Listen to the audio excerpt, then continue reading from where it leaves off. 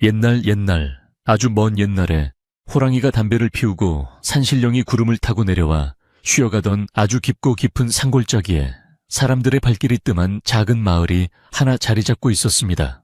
사방이 높은 산으로 둘러싸여 있어서 해가 늦게 뜨고 일찍 지는 이곳은 겨울이 되면 눈이 얼은 허리춤까지 쌓여서 이웃 마을로 나가는 길조차 뚝 끊기는 그런 외진 곳이었습니다. 바람이 산등성이를 타고 넘어올 때면 마치 짐승이 울부짖는 소리처럼 윙윙거렸고, 처마 밑에 매달린 고드름은 수정처럼 맑고 날카롭게 얼어붙어 한겨울의 매서운 추위를 그대로 보여주곤 했습니다.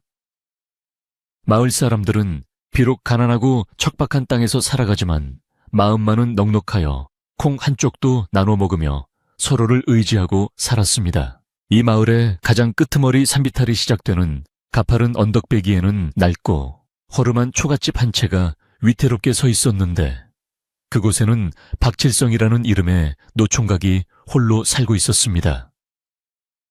칠성은 나이가 이미 40을 훌쩍 넘겨 머리카락에는 희끗희끗한 서리가 내리기 시작했으나 가난한 살림살이 탓에 아직 짝을 찾지 못하고 쓸쓸하게 지내고 있었습니다. 그는 천성이 착하고 부지런하여 남의 밭일이든 산일이든 가리지 않고 도맡아 했지만 워낙 가진 것 없이 태어난 데다가 부모님마저 일찍 여의고 물려받은 것이라곤 비바람만 겨우 피할 수 있는 이 낡은 집 한 채뿐이라 혼사가 들어올리 만무했습니다. 마을 사람들은 그런 칠성을 안타깝게 여겨 지나가는 말로 위로를 건네곤 했지만 그럴 때마다 칠성은 그저 사람 좋은 웃음을 허허 지으며 씁쓸한 마음을 삼킬 뿐이었습니다. 어느 해 겨울은 유난히도 춥고 눈이 많이 내려 마을 전체가 하얀 소미불을 덮어쓴 듯고요. 속에 잠겨 있었는데 칠성의 집은 마을에서도 가장 높은 곳에 있어 바람을 정면으로 맞아야만 했습니다. 문풍지가 덜덜 떨리며 우는 소리가 밤새도록 이어졌고, 아궁이에 불을 아무리 지펴도 윗목에는 살얼음이 얼 정도로 냉기가 가시지 않았습니다. 칠성은 긴긴 겨울밤을 홀로 보내며 차가운 방바닥에 누워 천장에 묵은 얼룩을 세는 것이 일상이었습니다. 가끔은 너무나 외로워 부엌에 있는 쥐에게 말을 걸기도 하고 마당에 서 있는 감나무를 붙잡고 신세 한탄을 하기도 했지만 돌아오는 것은 오직 차가운 바람소리뿐이었습니다. 그는 언젠가 자신에게도 따뜻한 밥상을 마주하고 앉을 가족이 생길까 하는 희망을 품었으나 세월이 갈수록 그 희망은 점점 희미해져만 갔습니다. 그러던 어느 날 하늘이 잿빛으로 낮게 내려앉더니 점심 나절부터 굵은 눈발이 펑펑 쏟아지기 시작했는데 눈은 삽시간에 마당을 덮고 장독대를 덮어버렸습니다. 칠성은 며칠 동안 땔감을 구하지 못해 남은 장작이 거의 바닥을 보이고 있다는 사실이 떠올라 마음이 급해졌습니다. 이대로 가다가는 밤사이에 얼어 죽을지도 모른다는 생각에 그는 눈보라가 몰아치는 궂은 날씨에도 불구하고 지게를 지고 산으로 향할 채비를 서둘렀습니다. 마을 사람들은 날씨가 험하다며 말렸지만 칠성은 당장 오늘 밤을 넘길 땔감이 없었기에 고개를 숙여 인사를 하고는 묵묵히 눈 쌓인 산길을 향해 발걸음을 옮겼습니다. 그의 낡은 집신이 눈 속에 푹푹 빠질 때마다 차가운 기운이 발끝을 타고 올라와 온몸을 떨게 만들었습니다. 산속으로 들어갈수록 눈발은 더욱 거세져 앞이 잘 보이지 않을 정도가 되었고, 나뭇가지마다 쌓인 눈이 무게를 이기지 못하고 툭툭 부러지는 소리가 산울림처럼 들려왔습니다. 칠성은 익숙한 길을 따라 걸었지만 눈이 길을 지워버려 어디가 길이고 어디가 낭떠러지인지 분간하기 힘들 정도였습니다. 그는 앙상한 나무들 사이를 헤치며 마른 가지들을 찾아 닥치는 대로 지게에 실었고 거친 숨을 몰아쉬며 잠시 멈춰 서서 하늘을 올려다보았습니다. 회색빛 하늘에서는 쉴 새 없이 눈송이가 쏟아져 내려와 그의 얼굴과 어깨를 하얗게 덮었고, 세상은 온통 하얀색으로 변해 마치 그가 세상에 홀로 남겨진 듯한 착각마저 들게 했습니다. 그는 서둘러 산을 내려가야겠다고 생각하며 지게를 고쳐 맸습니다. 지게에 땔감을 가득 싣고 산을 내려오던 칠성은 평소 다니던 길이 아닌 눈 때문에 미끄러워진 길을 피해 조금 돌아가는 좁은 오솔길을 택했습니다. 그 길은 험하고 가시덤불이 많아 평소에는 잘 다니지 않는 곳이었지만 오늘은 큰 길 쪽 눈이 너무 깊어 어쩔 수 없는 선택이었습니다. 조심조심 발을 내디디며 내려오던 칠성의 눈에 문득 낯선 색깔이 들어왔습니다. 온통 하얀 눈 세상 속에 벼랑 끝 바위 틈 사이에 무언가 불그스름하고 검은 형체가 쓰러져 있는 것이 보였습니다. 처음에는 산짐승이 얼어 죽은 것인가 싶어 가슴이 철렁 내려앉았지만 자세히 보니 그것은 짐승의 털이 아니라 사람의 옷가지처럼 보였습니다. 칠성은 지게를 내려놓을 새도 없이 헐떡이는 숨을 참으며 그쪽으로 다가갔습니다. 가까이 다가가 보니 눈 속에 파묻혀 쓰러져 있는 것은 다름 아닌 젊은 여인이었는데 그녀의 복장은 일반 평민의 것이라기보다는 어느 대갓집에서 일하는 여종의 옷차림 같았습니다. 남색 치매 저고리는 많이 해져 있었고 낡은 보따리 하나를 가슴에 꼭 껴안은 채 의식을 잃고 쓰러져 있었습니다. 여인의 얼굴은 핏기 하나 없이 창백했고 입술은 보라색으로 변해 있어 금방이라도 숨이 끊어질 듯 위태로워 보였습니다. 칠성은 너무나 놀라 이보시오, 이보시오 하고 다급하게 소리쳐 불렀지만 여인은 미동도 하지 않았고 거센 바람 소리에 그의 목소리만 흩어질 뿐이었습니다. 이 깊은 산중, 그것도 눈보라가 치는 날에 여인 혼자 쓰러져 있다는 사실이 믿기지 않았지만 지금은 이유를 따질 겨를이 없었습니다.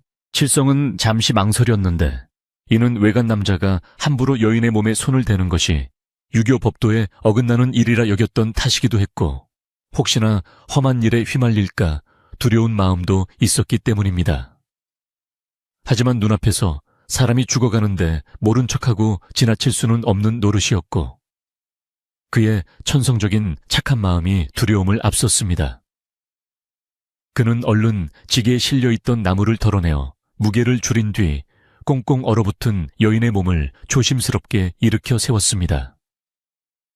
여인의 몸은 마치 얼음 덩어리처럼 차가웠고 가녀린 숨결만이 그녀가 아직 살아있음을 알려주고 있었습니다. 칠성은 자신의 겉옷을 벗어 여인을 감싸주고는 그녀를 지게 위에 얹어 엎다시피 하여 끈으로 단단히 고정했습니다. 여인을 업고 내려오는 길은 올라갈 때보다 몇 배는 더 힘들고 고통스러웠는데 눈길은 미끄럽고 지게의 무게는 어깨를 짓누르며 발걸음을 떼기 어렵게 만들었습니다. 몇 번이나 미끄러져 넘어질 뻔하고 가시덤불에 옷이 찢겨 나갔지만 칠성은 등 뒤에 업힌 생명을 살려야 한다는 일념 하나로 이를 악물고 버텼습니다. 차가운 눈바람이 얼굴을 때려 감각이 없어질 지경이었으나 등 뒤에서 느껴지는 미약한 온기가 그에게 힘을 주었습니다.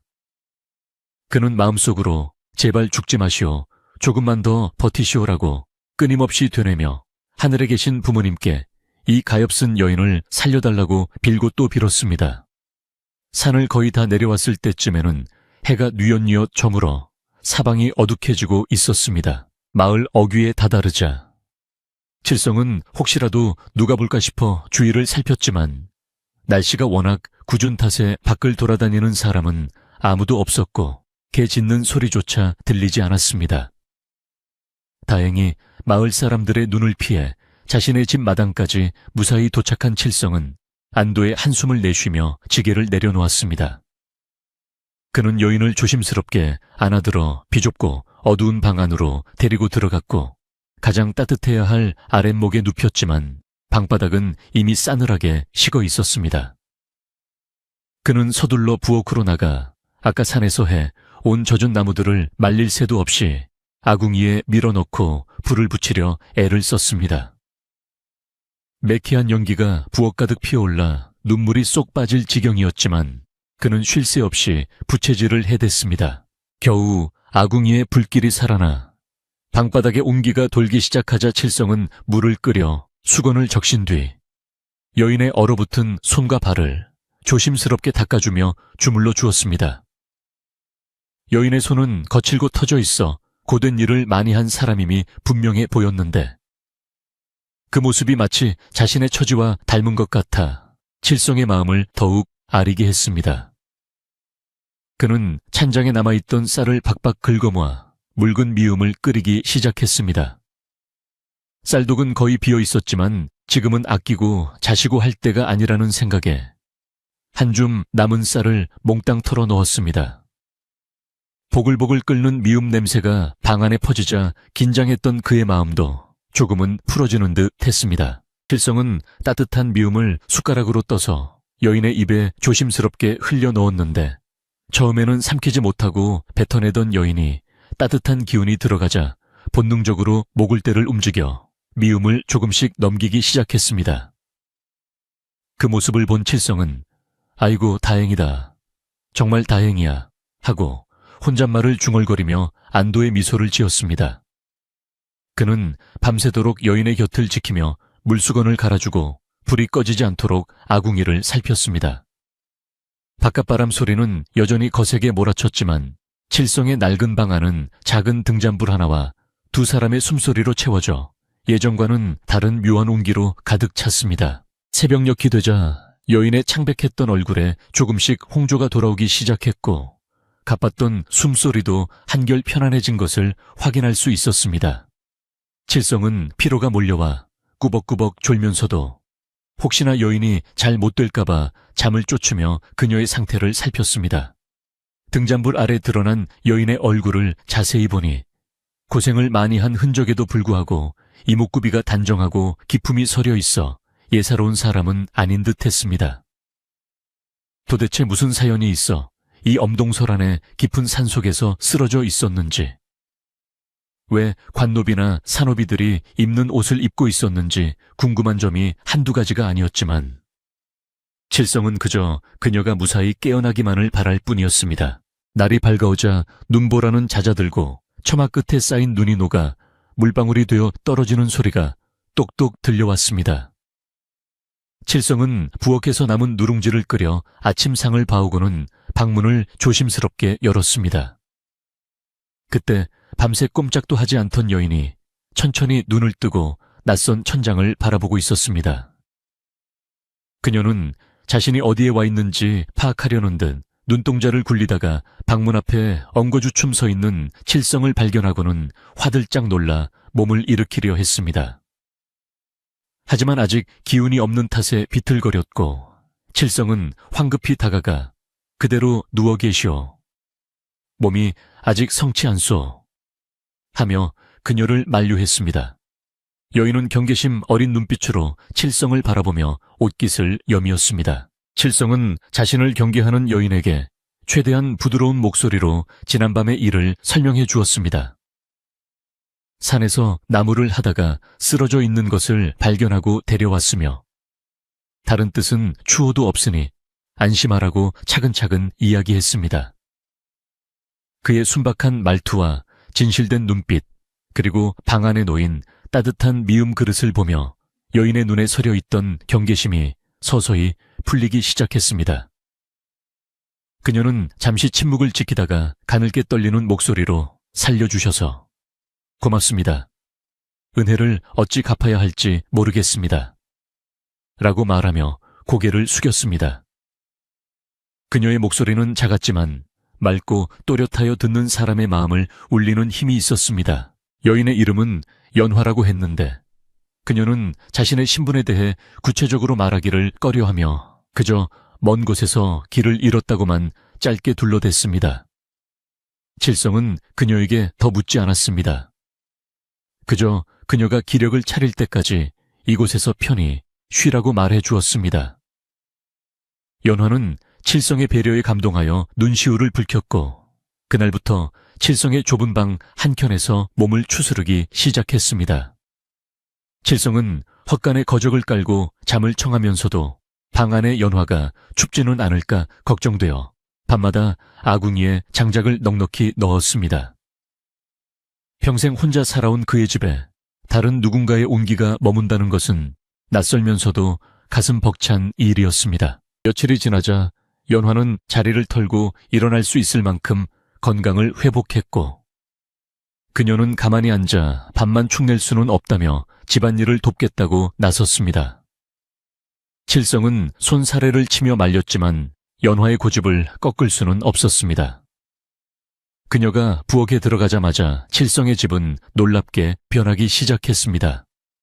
엉망이었던 부엌 살림들이 제자리를 찾아 반짝반짝 윤이 나기 시작했고 퀴퀴한 냄새가 나던 방 안에서는 향긋한 쑥 내음이 났습니다.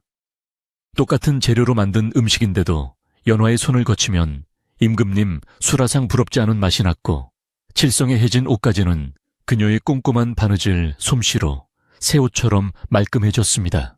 칠성은 집에 돌아올 때마다 달라진 집안 풍경에 눈이 휘둥그레졌고 저녁이면 따뜻한 밥상과 함께 자신을 기다려주는 사람이 있다는 사실에 가슴 한구석이 찌릿해지는 행복을 느꼈습니다. 그는 산에서 나무를 할 때도 저절로 콧노래가 나왔고 힘든 줄도 모르고 일을 했습니다. 마을 사람들은 칠성의 얼굴에 갑자기 윤기가 흐르고 싱글벙글 웃고 다니는 것을 보고 의아하게 생각했지만 칠성은 혹시라도 연화에게 해가 될까봐 그녀의 존재를 비밀에 붙였습니다. 하지만 좁은 상골 마을에서 비밀은 오래갈 수 없었고 연기가 피어오르는 굴뚝과 깨끗해진 마당을 보며 사람들은 무언가 변화가 있음을 직감하기 시작했습니다. 연화는 칠성에게 깊은 고마움을 느끼고 있었고 그의 투박하지만 진심 어린 마음에 점차 마음을 열어가고 있었습니다. 어느 날 저녁 칠성이 쭈뼛거리며 누추한 곳이지만 갈 곳이 정해질 때까지는 얼마든지 있어도 좋소 라고 말하자 연화는 잠시 생각에 잠기더니 조용히 입을 열었습니다. 제가 갈 곳이 어디 있겠습니까? 이곳에서 아니 아저씨를 모시며 살 수만 있다면 더 바랄 것이 없습니다. 그 말을 들은 칠성은 심장이 쿵쾅거려 밥숟가락을 떨어뜨릴 뻔했습니다. 그것은 사실상의 청혼 승낙이나 다름없었기 때문입니다. 두 사람은 서로의 마음을 확인하고는 얼굴이 붉어져 아무 말도 하지 못하고 등잔불만 바라보았습니다. 그렇게 겨울이 깊어가던 어느 날 밤 칠성과 연화는 정화수 한 그릇을 떠놓고 조촐하게 부부의 연을 맺었습니다. 하객도 없고 혼례복도 없는 초라한 혼례였지만 두 사람의 마음만은 그 누구보다 풍요롭고 따뜻했습니다. 칠성은 연화의 손을 꼭 잡고 내 평생 그대를 굶기지 않고 눈물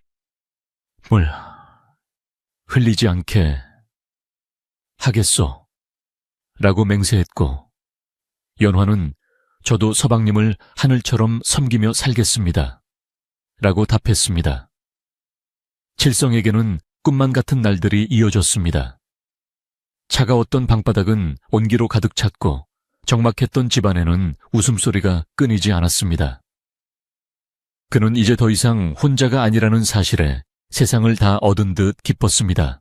하지만 이 행복이 영원할 것이라고 믿었던 칠성의 바람과는 달리 마을에는 심상치 않은 소문이 돌기 시작했습니다. 마을의 소식통이자 남 잘되는 꼴을 못 보는 김덕팔이라는 자가 칠성의 집을 기웃거리다가 부엌에서 일하는 연화의 뒷모습을 본 것입니다. 덕팔은 칠성 같은 가난뱅이 노총각 집에 여자가 있다는 사실에 배가 아파 견딜 수가 없었습니다. 그는 동네 주막에 앉아 술을 마시며 사람들에게 칠성이네 집에 묘한 여자가 숨어 산다더라. 옷차림을 보니 어디서 도망친 종년이 틀림없어 라며 떠벌리기 시작했습니다. 그의 입에서 시작된 소문은 눈덩이처럼 불어나 온 마을을 뒤덮기 시작했습니다. 마을 사람들은 처음에는 반신반의했지만 덕팔이 살을 붙여 퍼뜨리는 이야기에 점차 귀를 기울이게 되었습니다. 그 여자가 산적의 첩이었다더라. 아니다 주인집 폐물을 훔쳐 달아난 도둑년이라더라. 하는 흉흉한 소문들이 꼬리에 꼬리를 물고 이어졌습니다. 평화롭던 칠성의 신혼생활에 검은 먹구름이 드리우기 시작한 것입니다. 칠성은 아무것도 모른 채 산에서 나무를 해오며 연화에게 줄 머리빗을 품에 안고 행복한 미소를 짓고 있었지만 마을 어귀에 들어서자마자 사람들의 수근거림과 차가운 눈빛을 마주해야 했습니다. 그는 영문을 몰라 어리둥절했지만 곧 닥쳐올 시련을 예감한 듯 등줄기에 식은땀이 흘렀습니다. 마을의 공기는 하루가 다르게 차갑게 식어갔는데 그것은 단지 겨울바람이 매섭기 때문만은 아니었습니다. 칠성이 연화를 집으로 들인 후부터 마을 사람들 사이에는 보이지 않는 벽이 생긴 듯 서먹한 기운이 감돌기 시작했고 그 중심에는 언제나 덕팔이 퍼뜨린 고약한 소문이 또아리를 틀고 앉아 있었습니다. 예전 같으면 칠성이 지나갈 때 어이 칠성 이 나무 하러 가는가 하며 살갑게 인사를 건네던 이웃들도 이제는 그가 나타나면 슬금슬금 자리를 피하거나 헛기침을 하며 딴청을 피우기 일쑤였습니다. 칠성은 그런 변화를 피부로 느끼면서도 혹시나 자신이 과민하게 반응하는 것은 아닐까 애써 위로하며 평소처럼 행동하려 노력했습니다. 하지만 사람들의 눈빛 속에 담긴 의심과 경계심은 날카로운 가시가 되어 그의 가슴을 콕콕 찔러왔습니다. 덕팔은 마을 어귀에 있는 주막이나 사람들이 모이는 우물가를 제 집 안방처럼 드나들며 칠성에 대한 험담을 늘어놓는 것에 재미를 붙인 듯 했습니다. 그는 술 한 잔이 들어가면 얼굴이 불그락푸르락해져서 목소리를 높이곤 했는데 그의 입에서 나오는 이야기들은 터무니없는 거짓말들이 살이 붙고 뼈가 생겨 마치 그럴싸한 사실처럼 둔갑해 사람들의 귀를 홀렸습니다. 내 눈으로 똑똑히 봤다니까 그 여자가 칠성이네 부엌에서 칼을 갈고 있는데 눈빛이 예사롭지가 않아. 밤에는 여우처럼 둔갑해서 칠성이 전기를 빨아먹는 게 틀림없어.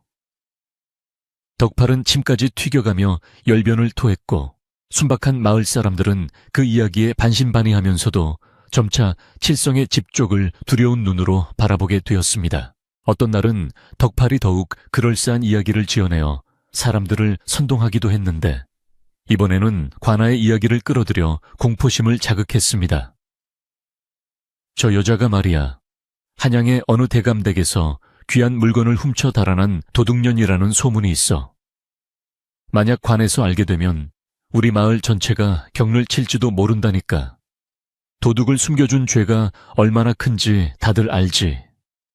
덕팔의 위협적인 말에 겁 많은 마을 사람들은 수군거리며 불안에 떨었고 칠성의 집은 마치 전염병이라도 도는 곳처럼 격리되어 갔습니다.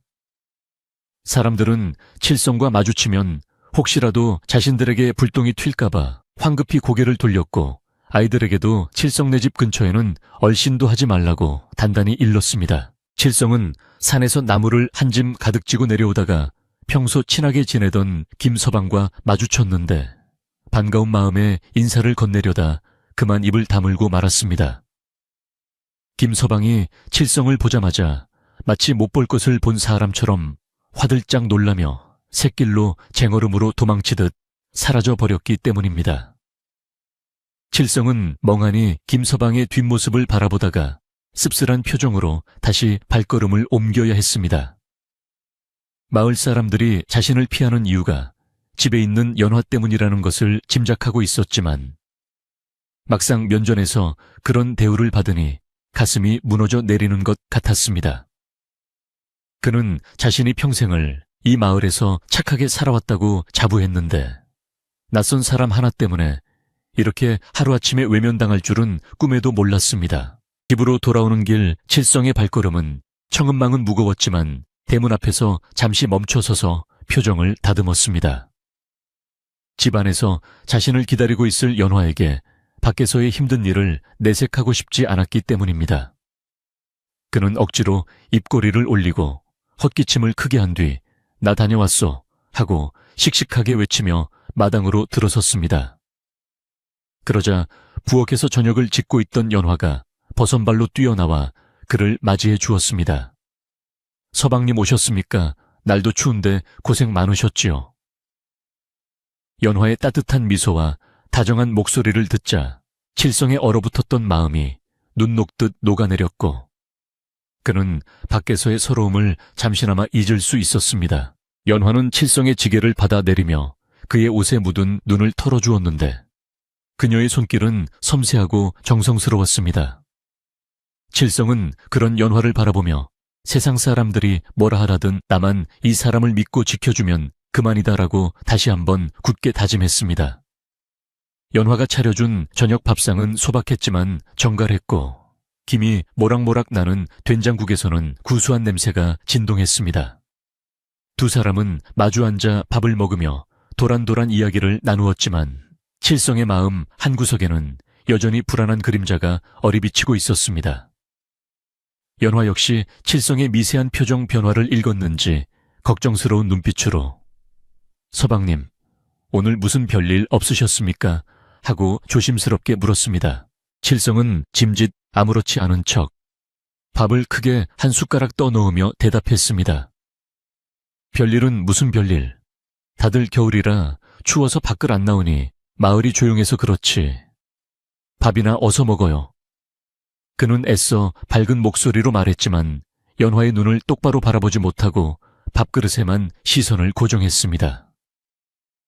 연화는 칠성이 무언가 숨기고 있다는 것을 눈치챘지만 더 이상 캐묻지 않고 묵묵히 국을 떠서 칠성의 밥그릇 앞에 놓아주었습니다.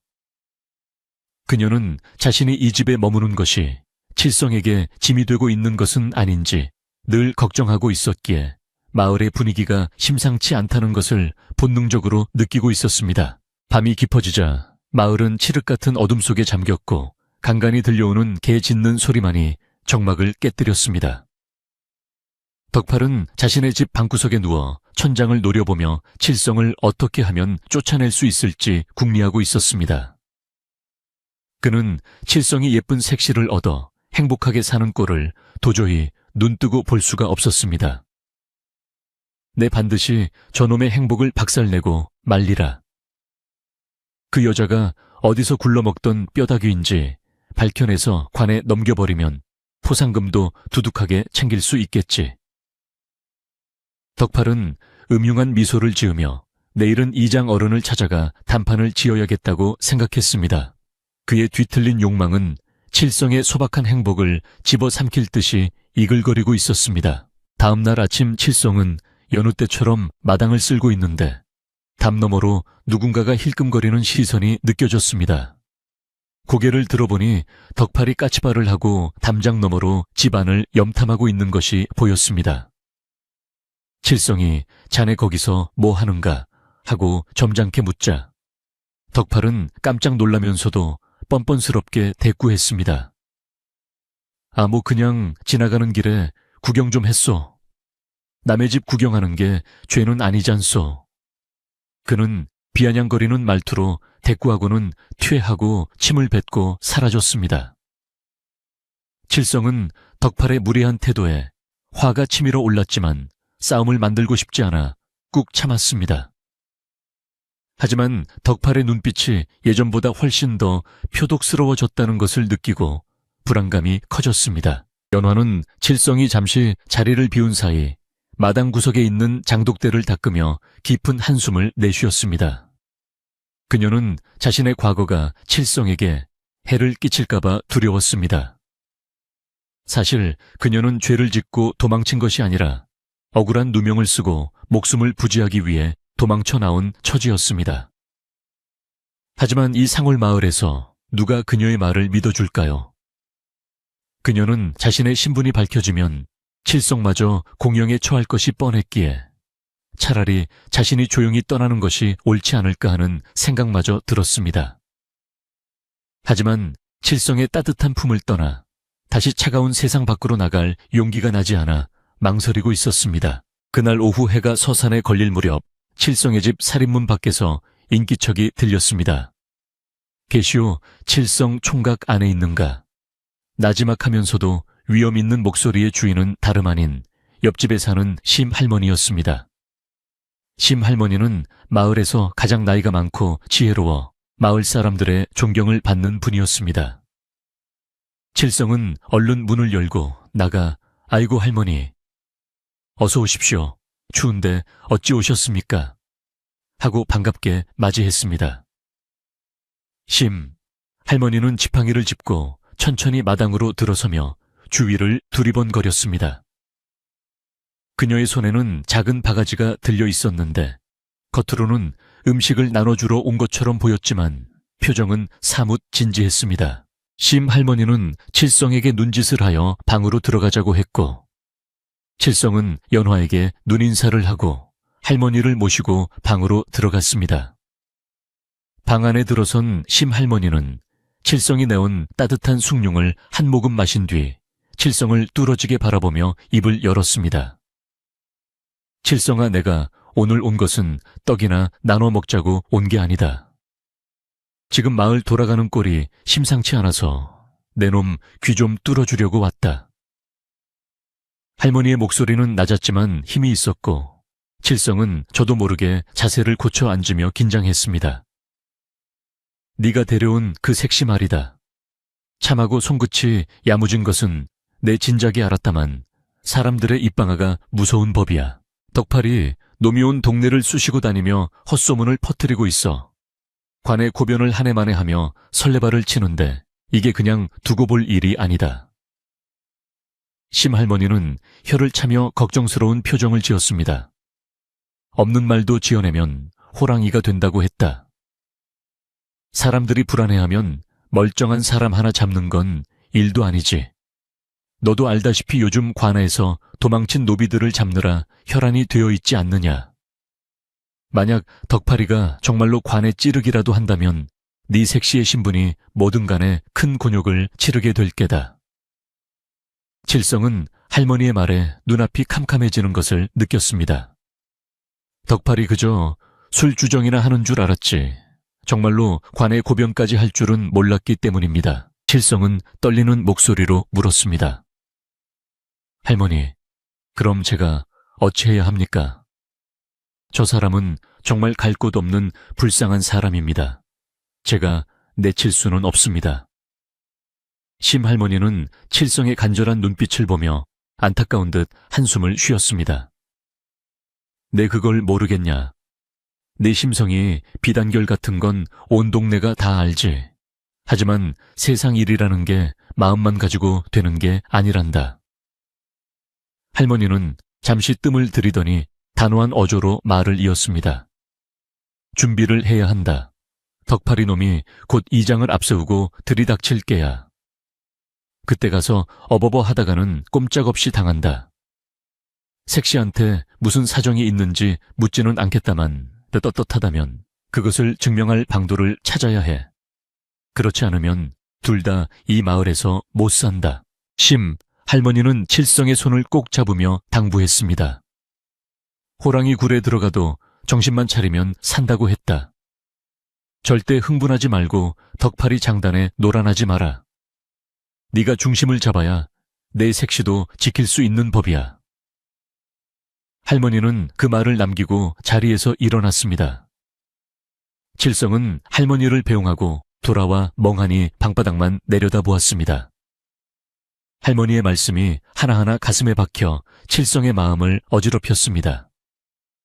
그는 부엌에서 달그락거리는 소리를 내며 저녁 준비를 하는 연화를 향해 시선을 돌렸습니다.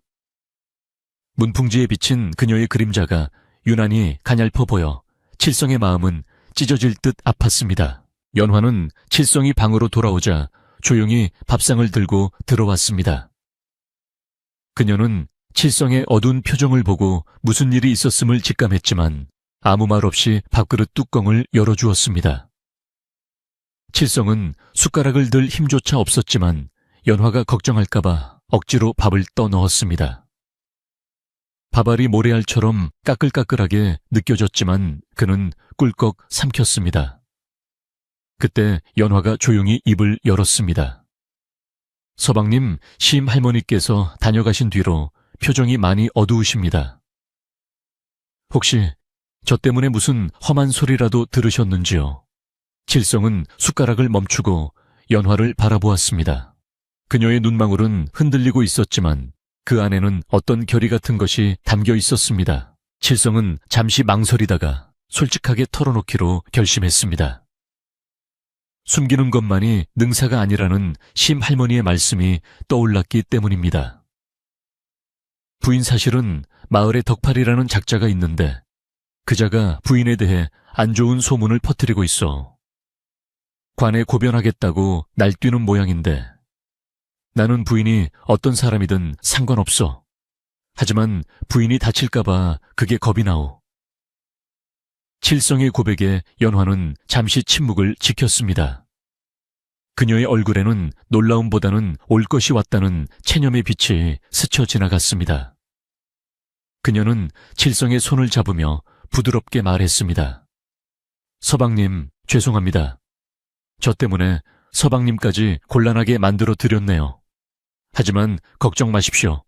제가 해결하겠습니다. 해결하다니 그게 무슨 말이오. 칠성이 놀라서 되물었지만 연화는 희미하게 미소 지을 뿐 더 이상 구체적인 말은 하지 않았습니다. 때가 되면 다 말씀드리겠습니다. 지금은 그저 저를 믿어주십시오. 저는 결코 서방님께 해가 될 짓을 한 적이 없습니다. 연화의 단호한 태도에 칠성은 가슴 한구석이 찡해져 왔습니다. 이 여인에게는 자신이 모르는 어떤 힘이 숨겨져 있는 것 같았습니다. 칠성은 그녀의 손을 더욱 꽉 잡으며 고개를 끄덕였습니다. 알겠소. 내 부인을 믿겠소. 무슨 일이 있어도 내가 당신을 지킬 것이니 두려워 마시오. 두 사람은 서로의 눈을 바라보며 무언의 약속을 나누었습니다. 그날 밤 칠성은 잠을 이루지 못하고 뒤척였습니다. 밖에서는 바람이 더욱 거세게 불어 낡은 문짝을 덜컹거리게 만들었고 멀리서 들려오는 부엉이 울음소리가 음산하게 느껴졌습니다. 칠성은 옆에 누워 잠든 연화의 얼굴을 가만히 들여다보았습니다. 세상 모르게 잠든 듯 보였지만 그녀의 미간은 살짝 찌푸려져 있어 꿈속에서도 근심을 놓지 못하고 있음을 알 수 있었습니다. 칠성은 조심스럽게 이불을 끌어올려 그녀의 어깨를 덮어주었습니다. 내일이면 덕팔이 이장을 데리고 들이닥칠지도 모른다는 생각에 칠성의 심장은 쿵쾅거렸지만 그는 더 이상 피하지 않기로 마음먹었습니다. 이것은 자신의 집과 아내를 지키기 위한 싸움이었습니다. 다음 날 아침 예상대로 덕팔은 이른 아침부터 동네방네 떠들고 다니며 사람들을 모으기 시작했습니다. 여러분, 오늘이야말로 저 칠성네 집의 비밀을 밝혀내야 합니다. 우리 마을의 안녕을 위해서라도 저 정체불명의 여자를 쫓아내야 한다고요. 덕팔의 선동에 마을 사람들은 웅성거리며 하나둘씩 칠성의 집 앞으로 모여들기 시작했습니다. 그 중에는 호기심에 나온 사람도 있었고 정말로 마을에 해가 될까봐 걱정되어 나온 사람도 있었습니다. 이장 역시 뒷짐을 지고 굳은 표정으로 그들의 뒤를 따르고 있었습니다. 칠성의 집 앞마당은 순식간에 사람들로 가득 찼고 팽팽한 긴장감이 감돌았습니다. 칠성은 방 안에서 사람들의 웅성거리는 소리를 들으며 마른 침을 삼켰습니다. 올 것이 왔구나. 그는 심호흡을 크게 한번 하고는 자리에서 일어났습니다. 그때 부엌에서 나온 연화가 칠성의 앞을 막아섰습니다. 그녀는 평소 입던 낡은 옷 대신 보따리 깊숙한 곳에서 꺼낸 듯한 깨끗한 옷으로 갈아입은 상태였습니다. 비록 화려하지는 않았지만 그녀의 옷차림에서는 왠지 모를 기품이 흘러나왔습니다. 서방님, 제가 나가겠습니다. 연화의 목소리는 떨리지 않았고 눈빛은 그 어느 때보다 맑고 강인했습니다. 칠성은 그녀의 모습에 압도되어 잠시 말을 잇지 못했습니다. 밖에서는 덕팔이 대문을 쾅쾅 두드리며 고래고래 소리를 질러댔습니다. 박칠성 안에 있는 거 다 안다. 썩 나오지 못해 이장 어른이 오셨는데 문도 안 열어 내 놈이 기어이 사다를 내려고 작정을 했구나. 덕팔의 고함 소리에 칠성은 주먹을 불끈 쥐었습니다. 더 이상 물러설 곳은 없었습니다. 칠성은 연화의 어깨를 감싸 안으며 말했습니다. 같이 나갑시다. 내가 당신 옆에 딱 붙어 있을 테니. 연화는 고개를 끄덕이며 칠성을 향해 미소 지었습니다. 그리고 두 사람은 굳게 닫혀있던 방문을 활짝 열고 마당으로 나섰습니다. 눈부신 아침 햇살이 두 사람을 비추었고 마당에 모여있던 사람들의 시선이 일제히 그들에게로 쏠렸습니다. 마당에 모여든 사람들의 숨소리가 하얀 입김이 되어 허공으로 흩어졌고 팽팽하게 당겨진 활시위처럼 긴장감이 감돌아 누구 하나 선뜻 입을 떼지 못하는 상황이었습니다. 칠성과 연화가 마루 끝에 나란히 서자 사람들의 시선은 일제히 연화에게로 꽂혔는데 그 눈빛들 속에는 호기심과 경멸, 그리고 두려움이 뒤섞여 있었습니다. 차가운 겨울바람이 마당을 휩쓸고 지나가며 사람들의 옷자락을 퍼덕이게 했지만 칠성의 집 마당은 마치 시간이 멈춘 듯 고요하고 무거웠습니다. 칠성은 연화의 손을 꽉 잡고 있었는데 그녀의 손이 조금도 떨리지 않고 있다는 사실에 오히려 자신이 더 놀라고 있었습니다. 정적을 깬 것은 역시나 덕팔이었는데 그는 이장 옆에 딱 붙어 서서 칠성을 향해 삿대질을 해대며 기세등등하게 소리쳤습니다. 보시오, 저 여자가 바로 그 여자요. 산속에서 굴러먹다 왔는지 어디서 도망을 쳤는지 근본도 없는 여자를 칠성이가 집구석에 숨겨두고 있었단 말이오. 덕팔의 목소리는 찢어지는 듯 날카로워 듣는 사람의 미간을 찌푸리게 만들었지만 그는 아랑곳하지 않고 더욱 목청을 높였습니다. 내 말이 거짓말인 줄 아시오. 저 얼굴 좀 보시오. 총우석에서 농사짓고 살 관상이 아니지 않소. 분명 한양, 부잣집에서 귀한 물건을 훔쳐 달아난 도둑년이 틀림없소. 이장은 헛기침을 하며 덕팔을 제지하려 했지만 이미 덕팔의 선동에 넘어간 몇몇 마을 사람들은 수근거리며 동조하는 기색을 보였습니다. 그러고 보니 얼굴이 참 곱긴 곱네. 우리 같은 평범한 상놈들하고는 때깔이 달라. 맞아. 손도 고운 걸 보니 험한 일은 안 해본 것 같아. 덕팔이 말이 맞을지도 몰라. 사람들의 수근거림이 커지자 이장도 더 이상 가만히 있을 수 없어 한 발짝 앞으로 나서며 칠성에게 물었습니다. 칠성아, 자네가 사람 착한 건 내 잘 알지만 일이 이렇게 시끄러워졌으니 해명은 해야 하지 않겠나. 이 여인은 도대체 누구이며 어디서 왔는가? 칠성은 억울함에 가슴이 터질 것 같아 앞으로 나서며 큰 소리로 대답했습니다. 이장님, 그리고 동네 어르신들, 다들 왜 이러십니까? 제가 평생을 이 마을에서 살며 남의 물건에 손 한 번 댄 적이 있습니까? 이 사람은 산에서 조난당해 죽어가던 것을 제가 구해온 것뿐입니다. 갈 곳이 없어 저와 부부의 연을 맺고 사는 것인데 그게 무슨 큰 죄라도 된단 말입니까? 칠성의 목소리는 떨리고 있었지만 그 안에는 진실함이 담겨 있어 듣는 사람들의 마음을 잠시 흔들었습니다. 그는 마을 사람들이 자신의 진심을 알아주기를 간절히 바랐습니다. 하지만 덕팔은 코웃음을 치며 비아냥거렸습니다. 흥 구해줬다고 그걸 누가 믿어. 그리고 갈 곳이 없다는 게 말이 되나 멀쩡한 처자가. 왜 한겨울에 산속에 쓰러져 있어. 필시 관아의 추격을 피해 도망치다가 낙오된 거겠지. 덕팔은 칠성의 말을 싹둑 자르고 사람들을 향해 돌아보며 외쳤습니다. 여러분, 만약 저 여자가 관비이거나 죄인이라면 우리 마을 전체가 도피처 제공죄로 벌을 받게 됩니다. 곤장 몇 대로 끝날 일이 아니란 말이오. 내 당장 관에 고발해서 포상금을 받고 우리 마을의 안전도 지켜야 한다고 생각하오. 관아와 배열이라는 말이 나오자 마을 사람들의 눈빛이 다시 흔들리기 시작했고 공포심이 그들의 이성을 마비시켰습니다.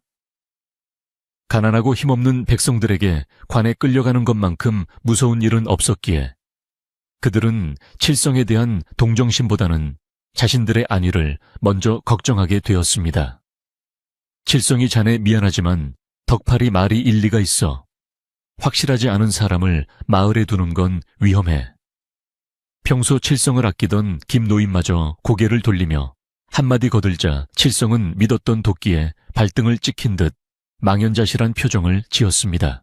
그때까지 칠성의 뒤에 조용히 서 있던 연화가 천천히 앞으로 걸어 나왔습니다.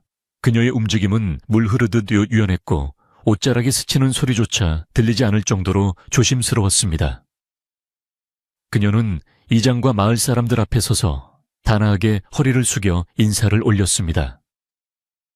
그 모습이 어찌나 기품 있고 절도가 있는지 시끄럽게 떠들던 덕팔마저 잠시 입을 다물고 멍하니 바라볼 정도였습니다. 연화는 고개를 들고 맑은 목소리로 입을 열었습니다. 마을 어르신들께 문안 여쭙습니다. 제 이름은 연화라 하옵고 칠성 서방님의 아내 되는 사람입니다. 연화의 목소리는 크지 않았으나 마당 구석구석까지 또렷하게 전달되는 힘이 있었습니다. 그녀는 덕팔을 똑바로 응시하며 말을 이었습니다. 저에 대한 흉흉한 소문이 돌고 있다는 것은 익히 들어 알고 있습니다. 하지만 저는 남의 물건을 훔친 적도 죄를 짓고 도망친 적도 없습니다. 단지 사정이 있어 길을 잃고 헤매던 중 서방님의 은혜를 입어 목숨을 구했을 뿐입니다. 그녀의 눈빛은 한 점 부끄러움 없이 당당했지만 덕팔은 기에 눌리지 않으려고 애써 콧방귀를 뀌었습니다. 흑말로는 누가 못해 증거를 대라. 증거를 네가 죄인이 아니라는 증거가 어디 있어. 덕팔은 기세를 몰아 칠성의 집 쪽으로 성큼성큼 다가가며 소리쳤습니다. 이보시오, 이장님, 말로 해서는 안 됩니다. 저 여자가 숨겨둔 짐꾸러미를 뒤져보면 답이 나옵니다. 훔친 폐물이나 엽전이 나올지 누가 압니까? 당장 집구석을 샅샅이 뒤져야 합니다. 덕팔의 선동에 몇몇 혈기왕성한 청년들이 덩달아 나서며 맞소 뒤져봅시다 하고 소리쳤습니다. 칠성은 사색이 되어 대문 앞을 가로막으며 절규했습니다. 안도 남의 집을 함부로 뒤지다니 이게 무슨 짓들이오. 내 눈에 흙이 들어가기 전에는 절대 안둬. 순식간에 마당은 아수라장이 되었고 칠성과 청년들 사이에 몸싸움이 벌어질 듯한 일촉즉발의 상황이 되었습니다. 이장은 난감한 표정으로 헛기침만 해대며 어쩔 줄 몰라 했고 심할머니는 군중 뒤편에서 혀를 차며 이 광경을 지켜보고 있었습니다. 덕팔은 칠성을 밀치고 방으로 들어가려 했고 칠성은 필사적으로 덕팔의 옷자락을 붙잡고 늘어졌습니다. 이놈, 이거 놓지 못해. 네가 감히 나를 막아. 덕팔이 칠성을 거칠게 밀어 넘어뜨리려던 찰나 차가운 금속성 같은 목소리가 그들의 동작을 멈추게 했습니다. 그만두십시오. 연화가 소리친 것이었습니다. 그녀는 쓰러질 뻔한 칠성을 부축해 일으키며 덕팔과 청년들을 서늘한 눈빛으로 쏘아보았습니다. 남의 집 세간살이를 뒤지는 것은 관아의 영장 없이는 할 수 없는 일입니다. 어찌 이리 무도한 짓을 하십니까? 그녀의 말에는 범접할 수 없는 위험이 서려 있어 청년들은 쭈뼛거리며 뒤로 물러섰습니다. 덕팔은 잠시 움찔했으나 곧바로 얼굴을 붉히며 대들었습니다. 뭐 무도한 짓 도둑년 주제에 어디서 훈계질이야. 네가 떳떳하면 왜 못 보여줘. 숨기는 게 있으니까 그렇지. 연화는 깊은 한숨을 내쉬고는 결심한 듯 칠성을 바라보았습니다. 서방님, 괜찮으십니까? 칠성은 흙투성이가 된 옷을 털지도 못한 채 멍하니 고개를 끄덕였습니다. 연화는 칠성에게 안심하라는 듯 엷은 미소를 지어 보이고는 다시 이장을 향해 고개를 돌렸습니다. 좋습니다. 정 그렇게 의심이 가신다면 제가 직접 보여드리겠습니다. 굳이 험하게 집안을 뒤집어 놓지 않으셔도 됩니다. 그녀는 천천히 방 안으로 걸어 들어갔고 마당에 모인 사람들은 숨을 죽이고 그녀가 무엇을 가지고 나올지 기다렸습니다. 잠시 후 연화는 낡고 오래된 보따리 하나를 손에 들고 다시 마루로 나왔습니다. 그것은 그녀가 처음 칠성의 등에 엎혀 올 때 품에 안고 있었던 바로 그 보따리였습니다. 덕팔은 회심의 미소를 지으며 사람들에게 속삭였습니다. 저거 보라고. 저 안에 분명히 금가락지나 옥비녀 같은 게 들어있을 거야. 딱 걸렸어. 사람들은 덕팔의 말에 현혹되어 보따리를 뚫어지게 쳐다보았습니다. 칠성조차도 그 보따리 안에 무엇이 들어있는지 한 번도 본 적이 없었기에 마른 침을 삼키며 긴장된 눈빛으로 연화를 바라보았습니다. 연화는 마루에 앉아 보따리의 매듭을 천천히 풀었습니다. 매듭이 하나하나 풀릴 때마다 사람들의 목이 거북이처럼 길게 빠져나왔습니다. 마침내 보따리가 활짝 열리자 그 안에서 나온 것은 덕팔이 기대했던 번쩍이는 금은 보화가 아니었습니다. 그곳에는 오색 찬란한 비단실 뭉치들과 여러 종류의 바늘, 그리고 아직 완성되지 않은 수놓은 천 조각들이 가지런히 정돈되어 있었습니다. 사람들은 의외의 물건에 이게 뭐여 하며 실망과 호기심이 섞인 탄성을 내뱉었습니다. 덕팔은 당황하여 얼굴이 울그락불그락해졌습니다. 이게 뭐야? 고작 바느질거리야. 야, 밑바닥에 뭐 숨겨놓은 거 아니야. 다 끄집어내봐. 그는 믿을 수 없다는 듯 소리쳤지만 연화는 침착하게 비단실 타래를 들어 보였습니다. 이것은 궁중에서나 쓰는 최상급 명주실입니다. 그리고 이 천에 놓인 수를 보십시오.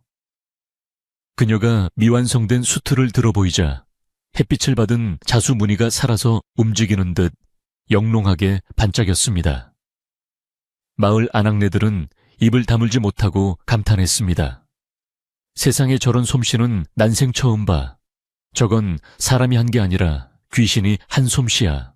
연화는 조용하지만 힘있는 목소리로 말했습니다. 저는 도둑이 아닙니다. 저는 침선비 바느질을 담당하는 궁녀나 장인 밑에서 바느질과 자수를 배운 침선장입니다. 억울한 사정으로 그곳을 나오게 되었지만 제 손기술은 훔친 것이 아닙니다.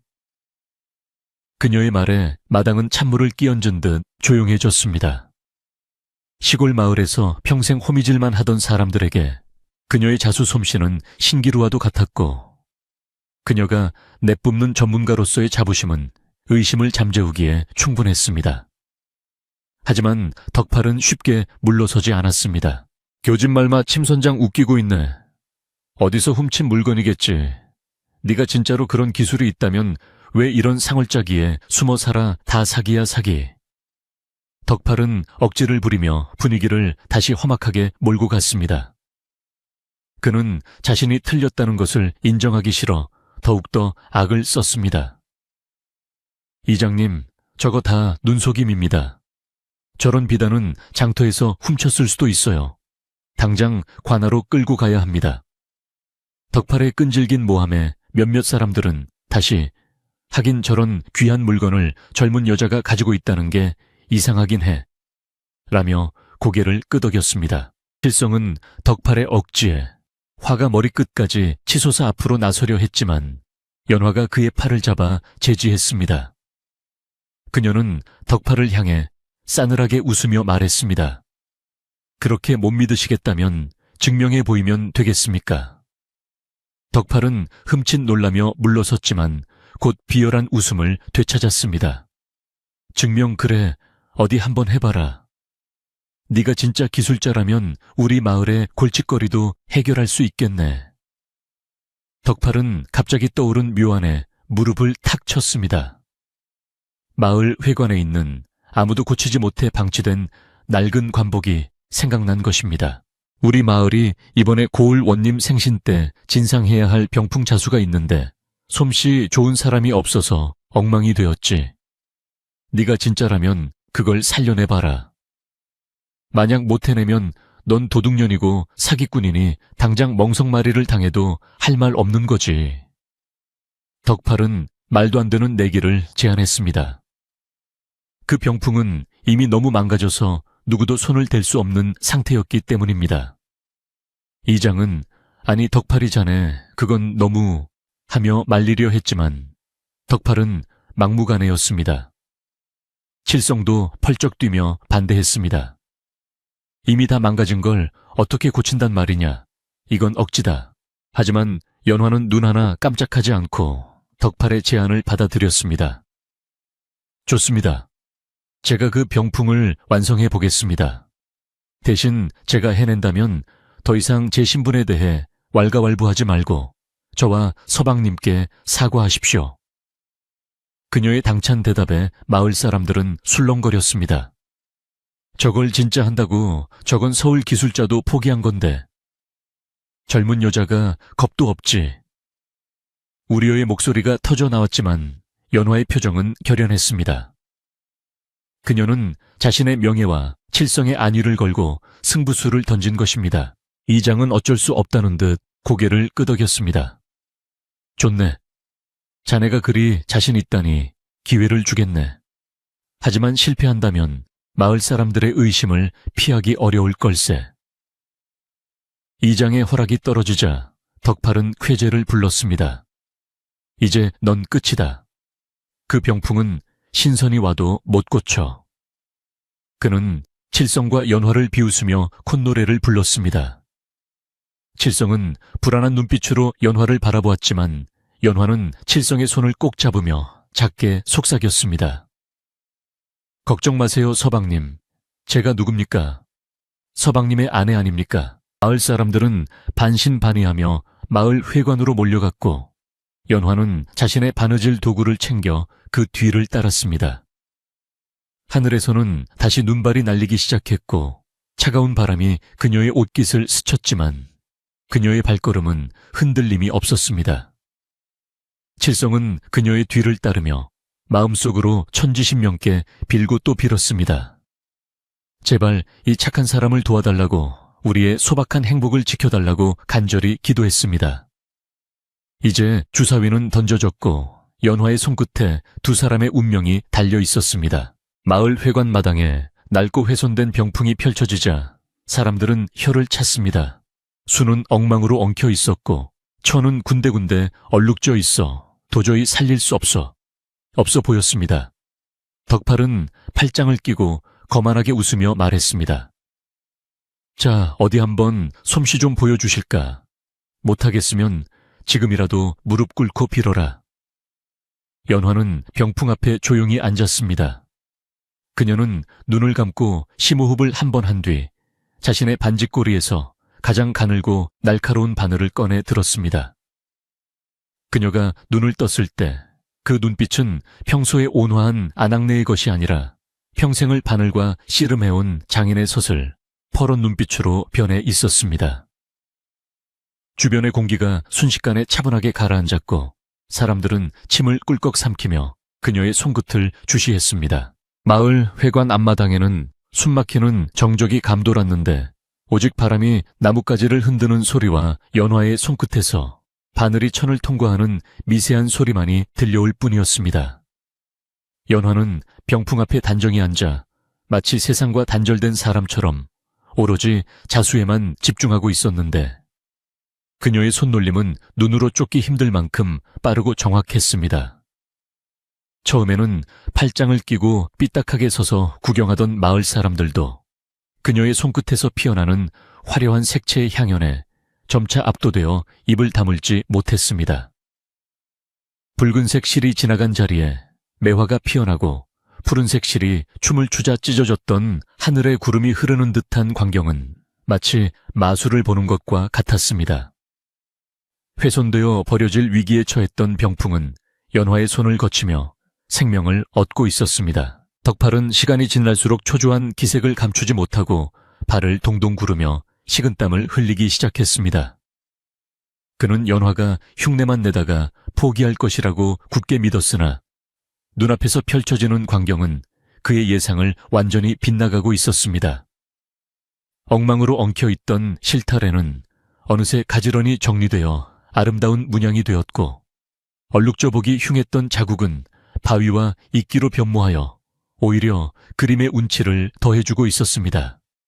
그것은 단순히 망가진 것을 고치는 수준이 아니라 죽어있던 그림에 새로운 숨결을 불어넣어 예술 작품으로 승화시키는 경지였습니다. 마을 아낙네들은 세상에 저 흉한 얼룩이 저렇게 변하다니 정말 귀신 같은 솜씨야 라고 속삭이며 경탄을 금치 못했습니다. 칠성은 연화의 등 뒤에서 그녀의 작업을 지켜보며 가슴이 터질 듯한 벅차오름을 느꼈습니다. 그동안 자신의 아내가 그저 밥짓고 빨래하는 평범한 여인인 줄로만 알았는데 저렇게 빛나는 재능을 숨기고 있었다니 놀라울 따름이었습니다. 그녀의 작은 손이 움직일 때마다 사람들의 의심 가득했던 눈초리가 경이로움으로 바뀌는 것을 보며 칠성은 콧날이 시큰해지는 것을 참아야 했습니다. 그는 주먹을 꽉 쥐고 마음속으로 부인 힘내시오.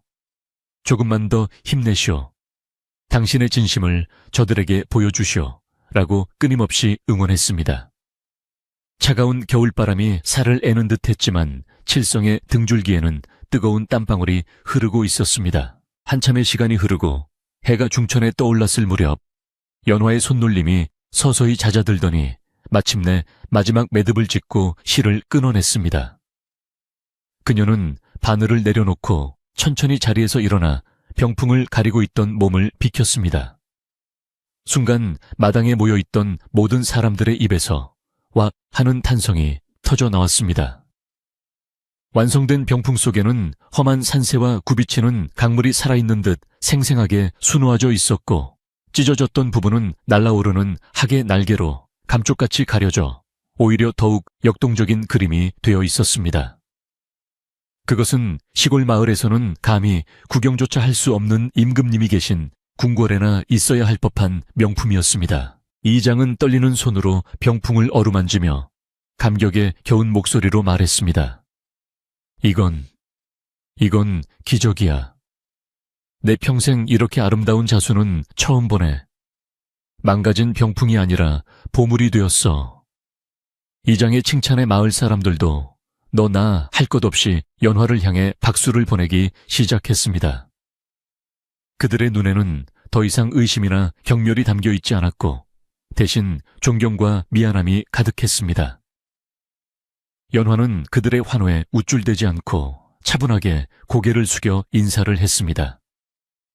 그녀의 겸손하고 당당한 태도는 사람들의 마음을 더욱 움직였고 덕팔이 퍼뜨렸던 흉흉한 소문은 봄눈 녹듯 순식간에 사라져 버렸습니다. 연화는 이장과 마을 사람들을 향해 조용히 입을 열었습니다.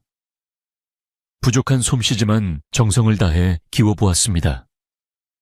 이 병풍 속의 학처럼 우리 마을에도 장수와 평안이 깃들기를 바라는 마음으로 술을 놓았습니다. 이제 제 진심이 조금이나마 전해졌는지요. 그녀의 말에 마을 사람들은 얼굴을 붉히며 고개를 끄덕였습니다.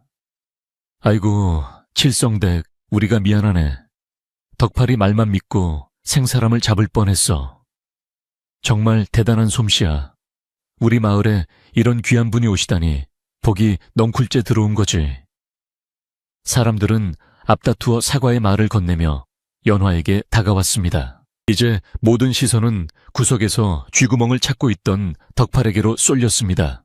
덕팔은 얼굴이 사색이 되어 뒷걸음질 치며 도망칠 기회만 엿보고 있었습니다.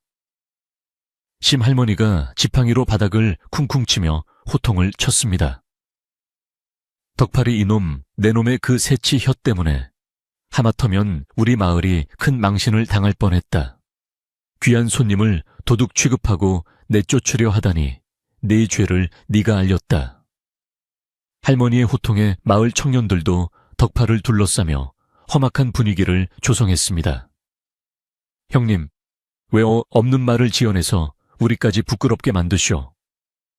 칠성 형님한테 당장 사과하쇼. 덕팔은 궁지에 몰리자 억지 춘향으로 칠성과 연화 앞으로 끌려 나왔습니다. 그는 분하고 창피해서 얼굴이 터질 것 같았지만 성난 마을 사람들의 분위기에 눌려 어쩔 수 없이 고개를 숙여야 했습니다. 그게 내가 눈이 삐어서 잠시 착각을 했나보. 칠성이 자네랑 재수씨한테 미안하게 됐수다. 덕팔이 기어들어가는 목소리로 사과하자 이장이 혀를 차며 꾸짖었습니다. 사과가 그게 뭔가 앞으로 한 번만 더 남의 집 헐뜯고 다니면 그땐 자네를 마을에서 쫓아낼 걸세. 알겠나? 덕팔은 쥐구멍이라도 있으면 숨고 싶은 심정으로 알겠소 하며 황급히 인파를 뚫고 도망치듯 사라졌습니다. 덕팔이 사라지자 마당의 분위기는 한결 부드러워졌고 긴장감이 풀린 사람들은 안도의 한숨을 내쉬었습니다. 칠성은 연화의 손을 꼭 잡고 눈시울을 붉히며 말했습니다. 부인, 정말 고생 많았소. 당신 덕분에 내 10년 묵은 체정이 다 내려가는 것 같소. 연화는 칠성의 손등을 쓰다듬으며 따뜻하게 웃어주었습니다. 서방님이 저를 믿고 지켜주셨기에 가능한 일이었습니다. 이제 아무도 우리를 괴롭히지 않을 것입니다. 두 사람은 서로를 바라보며 깊은 신뢰와 사랑을 확인했고 그 모습은 지켜보는 이들의 마음까지 훈훈하게 만들었습니다. 이장은 헛기침을 하며 분위기를 수습했습니다. 자, 이제 오해는 다 풀렸으니 다들 해산합시다. 그리고 칠성내 오늘 저녁에 마을 회관으로 좀 오게. 자네 부인의 솜씨를 축하하고 사과도 할 겸 내가 막걸리라도 한 잔 낼 테니. 이장의 제안에 마을 사람들도 환호하며 맞장구를 쳤습니다. 그럼요, 그냥 넘어갈 수 없죠. 우리 마을에 경사가 났는데 잔치를 해야죠. 칠성은 쑥스러운 듯 머리를 긁적였지만 거절하지 않고 감사히 받아들였습니다. 마을 사람들은 칠성의 어깨를 두드리며 칠성이 장가 한번 잘 갔네 하며 덕담을 건넸습니다. 그날 저녁 마을 회관에서는 조촐하지만 떠들썩한 잔치가 열렸습니다. 칠성과 연화는 상석에 앉아 마을 사람들이 따라주는 술을 받으며 그동안의 서름을 털어냈습니다. 연화는 아낙네들에게 둘러싸여 자수 놓는 법에 대해 질문 공세를 받았는데 그녀는 귀찮아하는 기색 없이 하나하나 친절하게 설명해 주었습니다. 바늘은 이렇게 잡으시고 실은 너무 팽팽하지 않게 당기셔야 합니다. 그녀의 자상한 설명에 아낙네들은 연신 고개를 끄덕이며 감탄했습니다. 어느새 연화는 정체불명의 여자에서 마을의 자랑거리이자 선생님으로 대접받고 있었습니다. 잔치가 무르익어갈 무렵 심할머니가 칠성에게 다가와 조용히 말을 건넸습니다. 칠성아, 이제 발 뻗고 자도 되겠다. 내 색시가 보통 내기가 아니라고 생각은 했다만 저렇게 속이 깊고 재주가 뛰어난 줄은 몰랐다. 네가 전생에 나라를 구했나 보다. 할머니의 농담에 칠성은 아이고 할머니도 참 하며 쑥스러워했지만 입가에 걸린 미소는 떠날 줄을 몰랐습니다. 그는 멀리서 사람들과 어울려 웃고 있는 연화를 바라보며 자신이 세상에서 가장 행복한 사내라고 생각했습니다. 덕팔의 시기 질투가 오히려 전화위복이 되어 두 사람의 입지를 더욱 단단하게 만들어준 셈이었습니다. 밤이 깊어 잔치가 파하고 집으로 돌아가는 길, 하늘에는 보름달이 휘영청 밝게 떠 있어 눈 쌓인 산 위를 환하게 비춰주었습니다. 칠성과 연화는 서로의 온기에 의지하며 나란히 걸었습니다. 올 때는 불안과 걱정으로 가득했던 길이었지만 돌아가는 길은 그 어느 때보다 가볍고 평화로웠습니다. 칠성이 불쑥 입을 열었습니다. 부인, 아까 그 병풍 정말 대단했어. 나는 당신이 그런 재주를 가진 줄 꿈에도 몰랐어. 혹시 나 때문에 귀한 재주를 썩히고 있는 건 아니오. 칠성의 목소리에는 미안함이 섞여 있었습니다. 연화는 고개를 저으며 칠성의 팔을 감싸 안았습니다. 아닙니다, 서방님. 재주는 쓰기 나름이지요. 궁궐에서 비단 옷을 짓는 것보다 서방님의 해진 옷을 기워드리고 우리 집을 가꾸는 것이 제게는 더 큰 기쁨입니다. 그리고 오늘처럼 마을 분들에게 도움이 되었다면 그것으로 족합니다. 그녀의 대답은 빈말이 아니라 진심이었습니다. 그녀는 화려한 궁중 생활보다 칠성과의 소박한 삶에서 더 큰 안정을 느끼고 있었습니다. 칠성은 그녀의 말에 가슴이 뭉클해져 아무 말도 하지 못하고 그저 그녀의 손을 더욱 꽉 잡아주었습니다. 집에 도착하자 텅 비어있던 마당이 두 사람을 반겨주었습니다. 아침까지만 해도 덕팔과 사람들이 몰려와 소란을 피웠던 곳이었지만 지금은 달빛 아래 고요하기만 했습니다. 칠성은 대문을 닫고 빗장을 걸으며 안도의 한숨을 내쉬었습니다. 이제야 우리 집 가꾸려. 오늘 하루가 10년처럼 길었소. 연화는 부엌으로 들어가 따뜻한 꿀물을 타와 칠성에게 건넸습니다. 드시고 푹 주무세요. 내일은 제가 맛있는 아침을 지어 올리겠습니다. 칠성은 꿀물을 단숨에 들이켜고는 빙그레 웃었습니다. 그날 밤 칠성과 연화는 모처럼 두 다리를 쭉 뻗고 깊은 잠에 들 수 있었습니다. 문풍지를 흔드는 바람소리도 더 이상 위협적으로 들리지 않았고 오히려 자장가처럼 부드럽게 들려왔습니다. 칠성의 코고는 소리가 나지막하게 울려 퍼졌고 연화는 그 소리를 들으며 편안한 미소를 지은 채 잠이 들었습니다. 마을을 휩쓸었던 의심의 폭풍은 완전히 물러갔고 칠성의 작은 초가집에는 평온이 깃들었습니다. 다음 날 아침 칠성이 눈을 떴을 때 창호지 문으로 환한 햇살이 들어오고 있었습니다. 그는 자리에서 일어나 기지개를 켜며 방문을 열었습니다. 마당에는 간밤에 내린 눈이 소복하게 쌓여 있었고 부엌에서는 구수한 밤 냄새가 풍겨왔습니다. 여느 때와 다름없는 평범한 아침이었지만 칠성에게는 세상 그 무엇보다 소중하고 특별한 아침이었습니다. 그는 마당으로 나가 심호흡을 하며 상쾌한 공기를 마셨습니다. 이제 더 이상 사람들의 눈치를 볼 필요도 숨죽여 살 필요도 없었습니다. 그때 대문 밖에서 인기척이 들리더니 이웃집 박서방이 고구마 한 바구니를 들고 나타났습니다. 칠성아 잘 잤나? 이거 우리 집에서 찐 고구마인데 재수씨랑 같이 먹으라고 좀 가져왔네. 박서방은 어제 일은 까맣게 잊은 듯 친근하게 말을 건넸습니다. 칠성은 아이고 형님 뭘 이런 걸 다 하며 반갑게 맞이했습니다.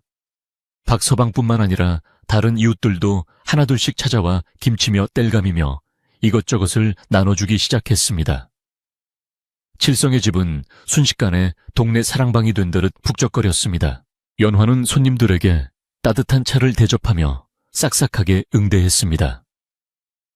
마을 안악들은 연화의 바느질 솜씨를 칭찬하며 나중에 우리 딸 혼수할 때 수 좀 놓아주게 라며 부탁을 하기도 했습니다.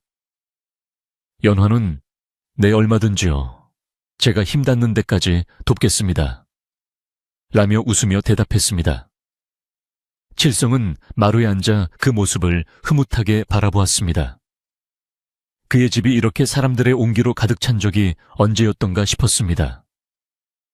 외롭고 쓸쓸했던 그의 삶에 연화라는 복덩이가 굴러들어와 모든 것을 바꿔놓은 것이었습니다. 덕팔은 그 후로 며칠 동안 코빼기도 보이지 않았습니다. 들리는 소문에 의하면 창피해서 집 밖으로 나오지도 못하고 술만 마시고 있다는데 마을 사람들은 쌤통이다라며 고소해했습니다.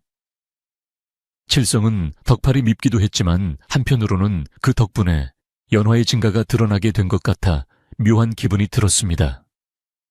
어쨌든 이제 마을에서 칠성을 무시하거나 연화를 의심하는 사람은 아무도 없었습니다. 두 사람은 명실상부한 마을의 일원으로 그리고 서로에게 없어서는 안 될 부부로 인정받게 된 것입니다. 어느덧 겨울의 끝자락이 보이기 시작했고 산골 마을에도 조금씩 봄 기운이 스며들고 있었습니다. 처마 밑에 고드름이 녹아 떨어지고 마른 나뭇가지에는 작은 싹이 움트기 시작했습니다. 칠성과 연화의 앞날에도 따뜻한 봄날이 기다리고 있는 듯했습니다. 두 사람은 마주보고 앉아 다가올 농사철 계획을 세우며 희망에 부풀어 있었습니다. 겨울이 가고 봄이 오면 산천초목이 되살아나던 칠성의 집에도 본격적으로 따스한 봄 기운이 감돌기 시작했는데 그것은 단순히 계절의 변화 때문만은 아니었습니다. 연화에 빼어난 자수 솜씨가 마을을 넘어 인근 고을에까지 소문이 퍼지면서 그녀에게 일감을 맡기려는 사람들의 발길이 끊이지 않게 된 것입니다. 처음에는 이웃 마을에 혼수품을 장만하는 아낙네들이 아름아름 찾아오더니 나중에는 장터에 포목점 주인들까지 찾아와 비싼 값을 쳐줄 테니 물건을 만들어달라고 사정하는 지경에 이르렀습니다. 연화는 밀려드는 주문에도 서두르거나 대충하는 법 없이 한 땀 한 땀 정성을 다해 술을 놓았고 그녀의 손끝에서 탄생한 병풍과 보자기들은 부르는 게 값일 정도로 귀한 대접을 받았습니다. 칠성은 아내의 재주 덕분에 집안 살림이 피어나는 것을 보며 자신도 가만히 있을 수 없다고 생각하여 더욱 부지런히 몸을 움직였습니다. 그는 연화가 벌어온 돈을 허투루 쓰지 않고 차곡차곡 모아 봄이 무르익을 무렵에는 튼실한 황소 한 마리를 장만할 수 있었습니다. 평생 남의 집 소를 빌려 농사를 짓던 칠성에게 자신의 소가 생겼다는 것은 천지개벽과도 같은 일이었습니다. 그는 소의 등을 쓰다듬으며 이제 우리도 남부럽지 않게 농사를 지을 수 있다며 어린아이처럼 기뻐했고, 연화는 그런 남편을 보며 흐뭇한 미소를 지었습니다. 황소의 우렁찬 울음소리가 마당에 울려 퍼질 때마다 칠성의 어깨에는 힘이 들어갔고, 마을 사람들은 그런 그를 부러운 눈길로 바라보았습니다. 연화의 명성은 날이 갈수록 높아져 마침내 관아의 사또귀에까지 들어가게 되었는데, 사또는 딸의 혼례에 쓸 화롯을 지어달라며 비단을 가득 실어 보냈습니다. 이것은 관아의 공식적인 주문이었기에 마을 전체가 들썩거릴 정도의 큰 경사였습니다. 연화는 밤낮으로 정성을 들여 화롯의 금실과 은실로 봉황과 모란을 수놓았는데, 완성된 옷은 눈이 부실 정도로 화려하고 기품이 넘쳤습니다. 사또는 완성된 화롯을 보고 크게 감탄하여 약속한 사례금 외에도 쌀 2가마니와 비단피를 상으로 내려주었습니다. 이 일로 인해 칠성과 연화의 위상은 마을에서 굳건해졌고, 누구도 그들을 함부로 대할 수 없게 되었습니다. 재물이 모이자 칠성은 오랫동안 꿈꾸어왔던 일을 실행에 옮기기로 결심했는데, 바로 비바람이 새는 낡은 초가집을 허물고 번듯한 기와집을 짓는 것이었습니다. 그는 마을 목수들을 불러 모으고 좋은 자재를 사들여 공사를 시작했습니다. 땅을 다지고 주춧돌을 놓는 날, 칠성은 감격에 겨워 눈물을 글썽겼습니다. 내 평생 이런 날이 올 줄이야. 부모님이 살아계셨다면 얼마나 기뻐하셨을까. 그는 흙투성이가 된 손으로 눈물을 훔쳤고, 연화는 묵묵히 그의 곁을 지키며 새참을 날랐습니다. 마을 사람들도 제 일처럼 팔을 걷어붙이고 나서서 칠성의 집 짓는 일을 도왔는데, 이는 칠성이 그동안 베풀어온 인심과 연화의 덕망 때문이었습니다. 공사가 진행되는 동안 마을의 풍경도 확연히 달라졌는데, 산비탈에 초라했던 오두막 자리에 웅장한 기와집의 뼈대가 들어서자 마을 전체가 환해지는 듯 했습니다. 대들보를 올리는 상냥식 날에는 온 동네 사람들이 모여 축하 잔치를 벌였습니다. 떡과 고기가 푸짐하게 차려졌고, 농악대에 흥겨운 가락이 산골짜기를 울렸습니다. 칠성은 이 모든 것이 다 우리 마누라 덕분이오 라고 외치며 연화에게 공을 돌렸고, 사람들은 칠성이가 장가 한번 잘 가서 팔자를 고쳤네 하며 덕담을 쏟아냈습니다. 한때 그들을 모함했던 덕팔은 마을 구석에서 씁쓸한 표정으로 그 광경을 지켜보다가 슬그머니 자리를 피했는데, 그 후로 마을에서 덕팔의 기세는 완전히 꺾이고 말았습니다. 새 집이 완성되자 칠성과 연화는 길이를 잡아 입주를 했는데, 윤기가 흐르는 대청마루와 따뜻한 온돌방, 그리고 넓은 부엌과 곳가는 두 사람에게 꿈만 같은 공간이었습니다. 특히 연화는 자신만의 작업실을 갖게 되어 더욱 기뻐했습니다. 창호지를 바른 문으로 은은한 햇살이 들어오는 방에서 그녀는 마음껏 술을 놓으며 예술혼을 불태울 수 있었습니다. 칠성은 넓어진 마당에 텃밭을 일구고 감나무를 더 심었으며, 곳간에는 쌀가마니가 천장에 닿을 정도로 그득하게 쌓였습니다. 배고픔과 추위에 떨던 지난날의 고생은 이제 예시하기가 되어버렸고, 두 사람의 삶은 풍요와 안정으로 가득 찼습니다. 세월은 유수와 같이 흘러 칠성과 연화 사이에도 귀한 아이들이 태어났는데, 아들 하나 딸 하나를 두어 단란한 가정을 이루게 되었습니다. 아이들은 엄마를 닮아 영리하고 손재주가 좋았으며, 아빠를 닮아 심성이 착하고 건강하게 자랐습니다. 칠성은 아이들을 무릎에 앉히고 옛날 이야기를 해주기를 좋아했는데, 그때마다 빠지지 않는 것이 바로 눈보라치던 날 엄마를 만난 이야기였습니다. 아빠가 산에서 엄마를 업고 오지 않았으면 너희들도 없었단다. 칠성이 너스레를 떨면 연화는 부끄러운 듯 웃으며 그만하세요. 아이들이 지겨워하겠어요. 라고 타박했지만 그 모습조차 행복해 보였습니다. 어느덧 칠성의 머리에는 흰 눈이 내린 듯 백발이 성성해졌고 연화의 얼굴에도 세월의 주름이 곱게 내려앉았지만 두 사람의 금슬은 변함이 없었습니다. 칠성은 이제 마을에 존경받는 어르신이 되어 마을의 크고 작은 일을 의논하는 자리에 항상 초대를 받았습니다.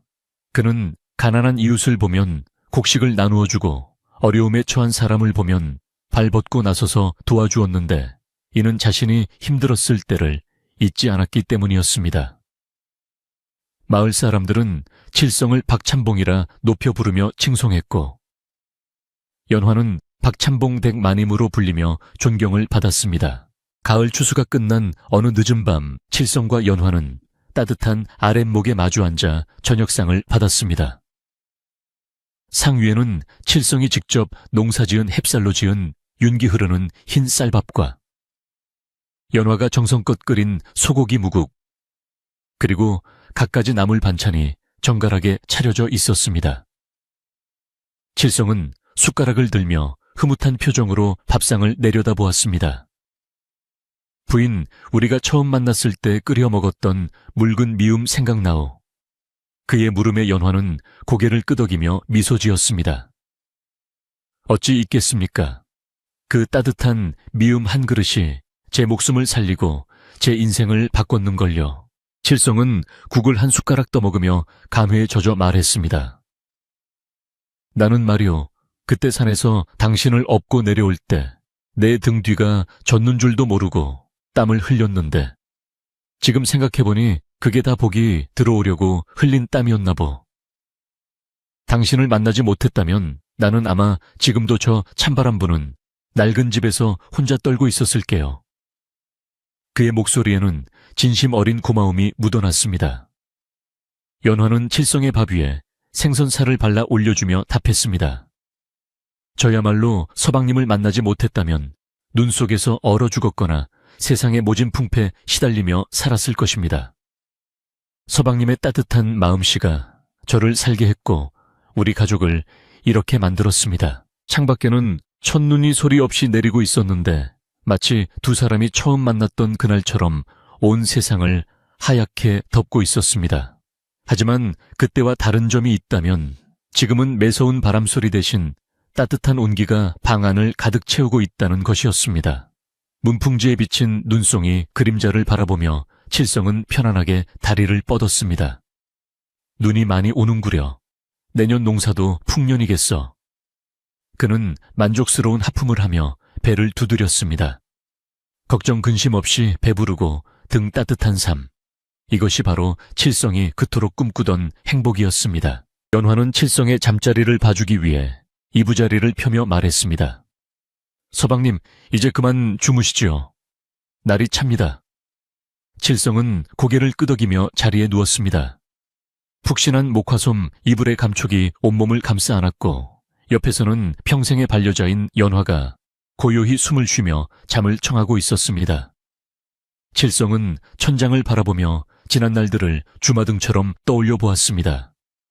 산속에서 쓰러진 여인을 구한 작은 선행이 그리고 그 여인을 믿고 지켜준 용기가 이렇게 큰 복으로 되돌아올 줄은 몰랐습니다. 그는 마음속으로 착하게 살면 복이 온다는 옛말이 결코 틀린 말이 아님을 되새겼습니다. 밤은 깊어가고 마을의 모든 불빛이 하나둘 꺼져갔지만 칠성의 기와집 사랑방에서는 은은한 등잔불이 오랫동안 꺼지지 않았습니다. 그것은 마치 이 산골 마을을 지키는 등대처럼 따뜻하고 든든하게 빛나고 있었습니다. 산신령도 흐뭇하게 바라볼 두 사람의 아름다운 이야기는 칠성의 코고는 소리와 함께 깊은 밤의 정적 속으로 평화롭게 녹아들었습니다. 바람이 불어 처마 끝 풍경을 살랑 흔들었지만 그 소리마저 자장가처럼 들려오는 평온한 밤이었습니다. 옛날 이야기 속 칠성과 연화가 지금도 그 산골 마을 어딘가에서 행복하게 살고 있을 것만 같은 생각이 들지 않으신가요? 착한 마음씨는 언젠가 반드시